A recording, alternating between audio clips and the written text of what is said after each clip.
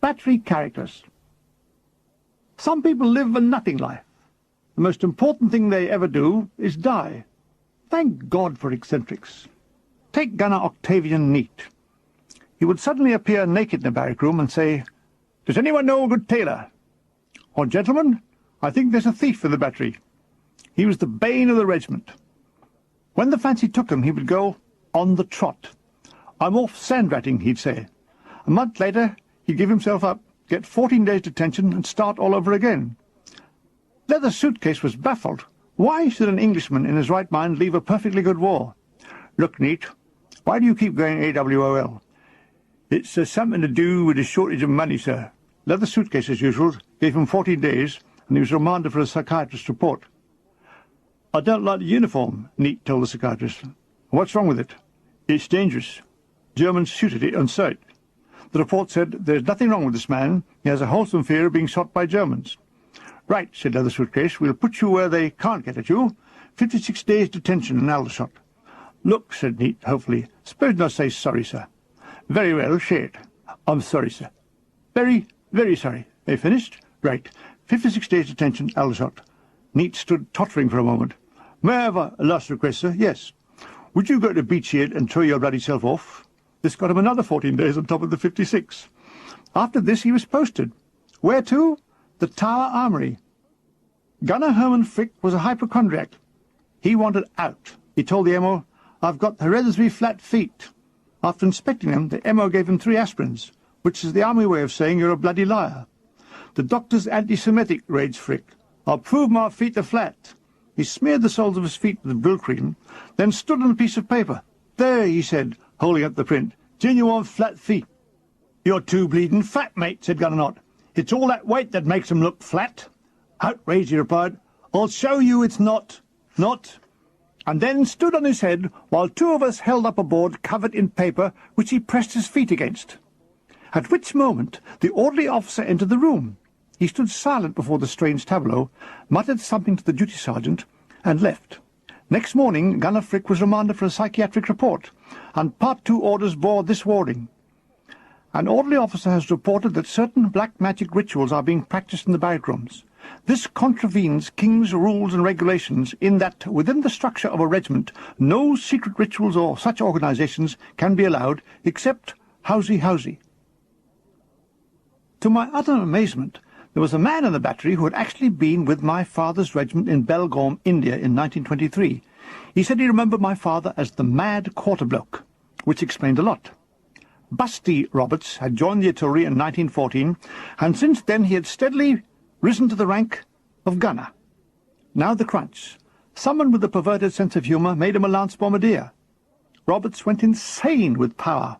The war now consisted of 2 people, him and Hitler. His command of the language gave off some classic gaffes. "It's invenereal to me, sir." And books. "I like to read fiction." He was the supreme bullshitter. He would sleep to attention, polish his cap badge on both sides. Cleaning his rifle one day, he pulled the trigger and sent a bullet through the roof. At once he put himself on a charge. Other than a firing squad, the CO didn't know what to do with him. Finally, he was posted. That's the act of being sent sideways. A night freak was Gunner Lichtenstein. He suddenly sat bolt upright in bed and shouted, "Oh, the goats!" then laid down again. Gunner Spiv Convine would dip a sleeping man's hand in a bucket of cold water and make him whittle the bed. Then there was Lance Bombardier Dodds, who slept in the Q-stall. He aspired to opera. His powerful voice not improved by singing a quarter of a tone flat, especially as he started after lights out. We decided to act. One night, as he lay singing, "Your tiny hand is frozen," he must have heard the door open. "Who is it?" he said. Hurling a bucket of water, I replied, "Puccini." The crude military life was terrible for our Jehovah's Witness, Bombardier MacDonald. Through all the vulgarity and the blasphemy, his voice would come out of the darkness. "I tell ye, all repent, the day of judgment is at hand. Armageddon is nigh, only they that believe will be saved. Piss off! Mock ye now, but hear me. When Jehovah cometh, ye will stand to be judged. Bollocks! Despite these witty replies, he maintained a non-stop attack on military morals. Like most fanatics, he didn't enjoy religion, he suffered from it. Every weekend we'd find his pamphlets on our beds, and a terrible end they came to. But the pressure was too much, and gradually MacDonald became less and less religious. He started drinking and swearing.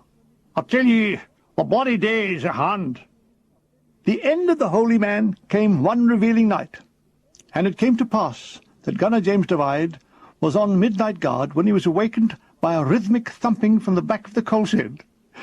Investigation showed a Bombardier MacDonald, his trousers round his ankles, having a late-night knee trembler with a local fat girl. The noise was her head thumping against the shed as the holy man pressed home his watchtower. Gunner Devine watched until the climax was nigh, and then shouted out, "Halt! Who comes there?" The effect was electric. MacDonald ran into the night, clutching his trousers and shouting, "Armageddon!" I presume he meant Armageddon out of here. The girl, still in a sexual coma, was given Gunner Devine's rifle to hold, while he terminated her contract. Truly, they also serve who stand and wait. BSM Jumbo Day thought he would test the military reflex of the battery by sounding the 6 Gs on his bugle. The call demanded immediate muster by all ranks. But no one in this conscripted army knew that. During the next 15 minutes, alone in a dark field, the BSM blew the 6 Gs until he had fits, a hernia, and realized the age of the horse was over. He was knocked out in the early Montgomery Purge. Anyhow, we had learned a lesson. We knew now what 6 Gs on the bugle meant. Hernia, fits, and your ticket. Gunner Mossman. He'd get blind drunk, stagger back by 23:59 hours, feel his way into the barrack room, then urinate in a corner. One day a well-spoken recruit, Gunner Lees, arrived. "Do you mind if I sleep in this corner?" Of course we didn't mind. Of course not. That night we heard the sound of Mossman streaming on the sleeping form of Gunner Lees, a strange damp scream from the victim, who was a mouth-breather. Gunner Lees bided his time. Next night he returned the compliment full in the sleeping Norman's face.